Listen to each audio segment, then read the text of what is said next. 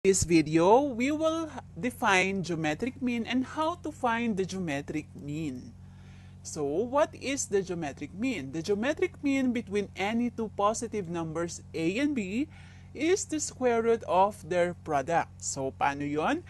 I have here the square root of the product of a and b. So, this is the positive geometric mean of a and b.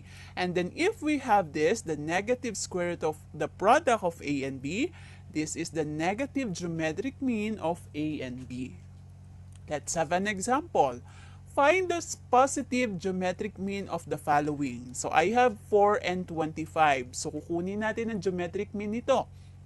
So, we will have square root of your a and b. This is your a, and this is your b. So, multiply natin kagaya ng pinakita ko kanina. So, 4 times 25, that is square root of 100. And square root of 100 is equal to 10. So, this is the positive geometric mean of 4 and 25. Another example, I have negative 3 and negative 12. So, we will multiply negative 3 and negative 12. So, square root of negative 3 times negative 12, that is square root of positive 36. And positive 36 is equal to 6. So, 6 is the positive geometric mean of negative 3 and negative 12. Let's have another. So, insert 3 geometric means between 5 and 1,280. Okay. So, since tatlo ang hinahanap natin, ibig sabihin, 5 is our first term and 1,280 is our fifth term o yung last term natin. Okay? So, ganito siya. So, ito ang pinapahanap sa atin. So, paano natin makukuha ang geometric mean ng 5 at 1,280, parehos, yung 5 natin ay first term at yung 1,280 natin ay last term. So, anong gagawin natin? Una, ito muna. Ito muna ang unang hahanapin natin, yung pinakagitna. So, 5 times 1,280, that is square root of 6,400.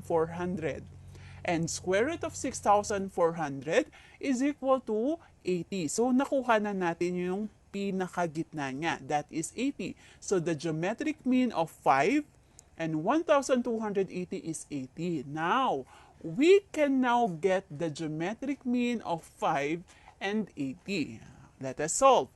So, 5 times 80, that is square root of 400.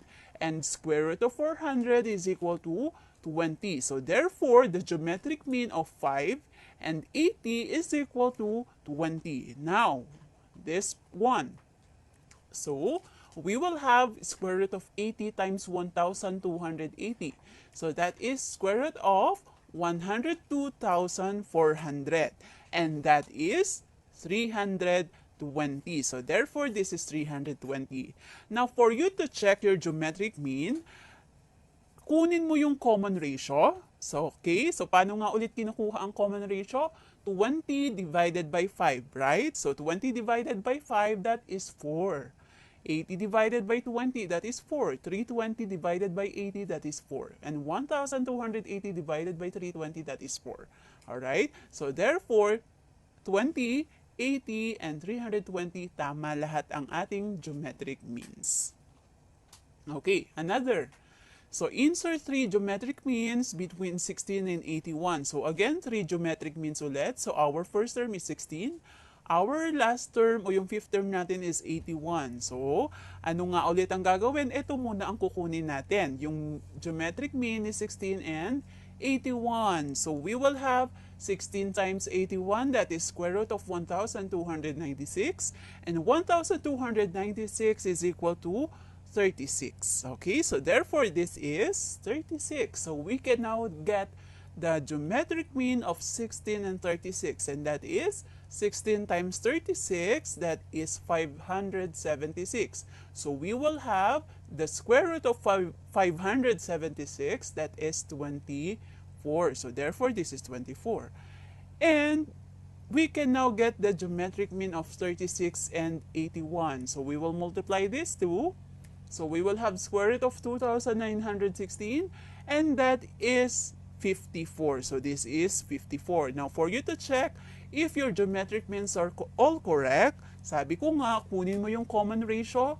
Pag kinukuha natin ang common ratio, divide ulit. So 24 divided by 16, that is 3 over 2. Okay? So, ganun ulit ang gagawin. Divide, divide, divide. Okay? So, kapag na-check nyo na lahat 3 over 2 yan, ibig sabihin tama ang ating geometric mean.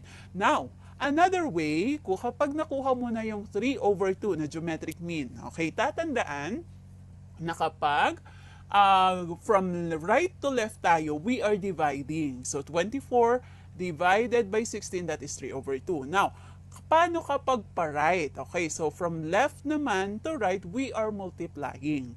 So, 16 times 3 over 2, that is 24. Okay, so ganun ang gagawin natin, ha? Yung common ratio natin, 16 times 3 over 2, that is 24. So, pag pa-right tayo, we were going to multiply. Kapag ito naman, 24 divided 16, ganun ang gagawin. Okay, okay, let's have another example. So, this is another way of finding the geometric mean. Okay, so first, identify muna natin yung given. What are the given? So, we need to look for the a sub 1. So, our a sub 1 here is 256 since this is our first term. And then, our a sub 5 is 1. Bakit siya ang a sub 5? Kasi we are looking for 3 geometric means. So, ibig sabihin, yung nasa gitna nila ay 3. So, therefore, this is the fifth term. So, that is a sub 5. So, that is 1. Now, another way is you can make use of this formula. A sub n is equal to a sub 1 times r, your common ratio, raised to n minus 1. Okay? So, let us substitute. So, our n here is, so kung ano yung last term natin, that is 5. So, a sub 5 is equal to a sub 1, that is 256, r raised to 4. Bakit 4? Because n is 5 minus 1, that is 4. So, we will have our a sub 1 is equal to 1, is equal to 256 times r raised to 4. So, we need to look for r raised to 4. So, we will have r raised to 4 is equal to 1 over 256. Okay. So, kailangan nating makuha yung common ratio. Okay? So, we will have positive or negative fourth root of 1 over 256. Bakit siya fourth root? Kasi we are looking for r raised to 4. Okay? So, ibig sabihin, we can have positive or negative. Okay? And, so, we will have positive or negative 1/4. Why 4? Because 4 times 4 is 16 times 4, 64 times 4, that is 256. So, therefore, our common ratio is 1/4 and negative 1/4. Okay. So, kunin natin yung 3 geometric means. So, our first term is 256. Our fifth term o yung last term natin is 1.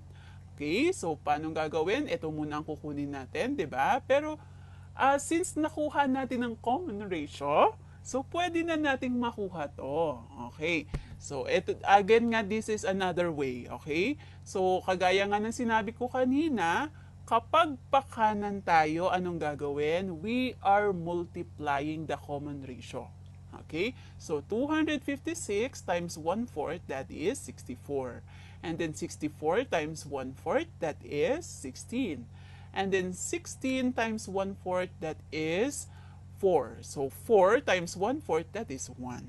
Okay, and then again, we can have positive and negative. So if your common ratio is negative 1/4, okay, so ano ang values na, ano ang geometric means natin dito? So 256 times negative 1/4, that is negative 64. And then 16, kasi negative 64 ito, so times negative 1/4, magiging positive siya. And then 16 times negative 1/4, that is negative 4. So negative 4 times 1/4, negative 1/4, that is positive 1. So, ulitin ko, kapag kukunin natin, this is another way, we can multiply 256 to the common ratio since pakanan tayo from left to right. Okay, let's have Another, so identify muna natin ang ating first term, that is negative 32. Our a sub 4, bakit siya a sub 4? Because we are looking for two geometric means. Okay, so negative 32, yung dalawang geometric mean mo in between them, and then 4. So that is a sub 4. So we can use this formula. So we will have a sub 4 is equal to negative 32, your a sub 1, and then r raised to 3 because 4 minus 1. So we will have a sub 4, that is 4, is equal to negative 32 r raised to 3. So r raised to 3 is equal to negative 4 over 32. Okay, so kukunin natin ngayon, since this is 3, kukunin natin ngayon yung cube root niya. Okay, so kukunin natin ang cube root niya. Now, so we will have negative 1/2. Bakit 2? Bakit ito ay 2? Ito naman ang 1 kahit na anong exponent niya pa, that is still 1. Okay, ang 8 naman, bakit siya 2? Kasi 2 times 2, 4 times 2, that is 8. Cube root of 8 is 2. Okay, so we have now our common ratio, negative 1/2. Now, hanapin na natin yung geometric mean. So, negative 32 times negative 1/2, that is positive 16.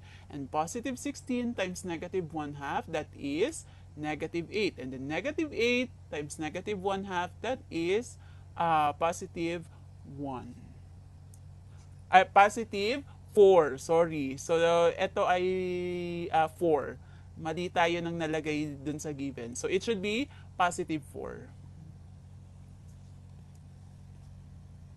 Now, if 2 and 3 are two geometric means between m and n, find the values of m and n. Okay. So, I have here m, 2, 3, n. Okay. So, our common ratio here is 3 over 2. So, kukunin natin ito. So, from from right to left tayo. So, kapag pa right to left, anong gagawin? I-divide natin siya. So, 2 divided by 3 over 2. So, anong gagawin natin? Para maging multiplication siya, bago tayo mag-proceed sa multiplication, get the reciprocal of your divisor or yung second fraction natin. So, 2 times 2/3. So, let us simplify. That is 4 over 3. So, therefore, our m is 4 over 3. Another, paano natin kukunin si n? So, ito naman, since 3, pa-right tayo, so, i-multiply natin siya. Ulitin ko, from right to left, divide. Kapag left to right, multiply. So, 3 times our common ratio, that is 3 over 2. So, that is 3 times 3, 9 over 2. And that